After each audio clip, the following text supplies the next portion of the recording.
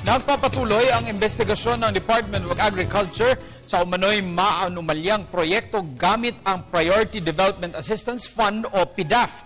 Ayon kay Secretary Proceso Alcala na isumitinan niya kay Pangulong Aquino ang report kaugnay ng nasabing usapin. Narito ang ulat ni Sam Ramirez.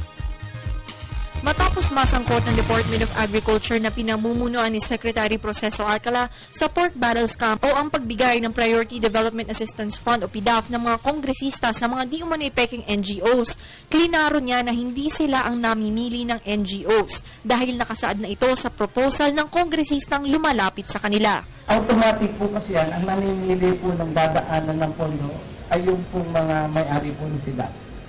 Hindi po kami ang nag-identify. Kung sino po yung kongresista na siya po ang namimili kung saan dadaan yung kanilang pondo. At saka po, kung ano po yung klaseng proposal, yun po yung gagawin ng NGO. At tapos kami po, nagbabalidate lang kami at amin pong bine-verify at saka kino-qualify po kung ito po pwede.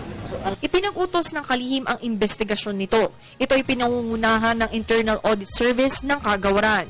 Isa rin sa mga nadawit sa scam ay si Department of Agriculture Assistant Secretary for Finance Ophelia Agawin na siyang nagbibigay ng accreditation sa mga NGOs at people organizations na nakalista sa ilalim ng Kagawaran. Iniutos din ni Secretary Alcala ang kanyang pagpapaliwanag at habang patuloy ang investigasyon ay nagtalaga muna si Alcala ng interim chair ng NGO committee. Ito ay si Assistant Secretary Edilberto De Luna. Nakahanda naman ang kalihim na magbitiw sa pwesto kung sakaling lumabas sa investigasyon na siya ay may pagkukulang. Sinasabi po naman ako po ay magre-resign. I think, kung ito po yung pinagbibintang na ginagawa sa akin, ay diretsong ito po yung nakaka-epekto doon sa aking dapat na ginagalawan para sa aking tungkulin sa ating taong bayan at sa ating Pangulo, ay siguro nga po yung gagawin ko. Ngunit ito po, kumbaga po ito ay nasa dulong-dulo ng obligasyon ng isang hepe ng isang kagawaran na inaakusahan pa rin lang.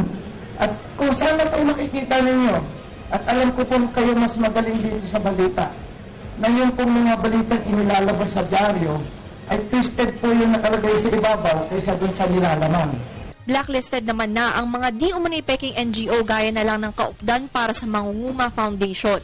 Samantala nakatakda namang isumite ng Internal Audit System ang kanilang report sa Agosto 8. Nag-uulat para sa Telebisyon ng Bayan, Sam Ramirez.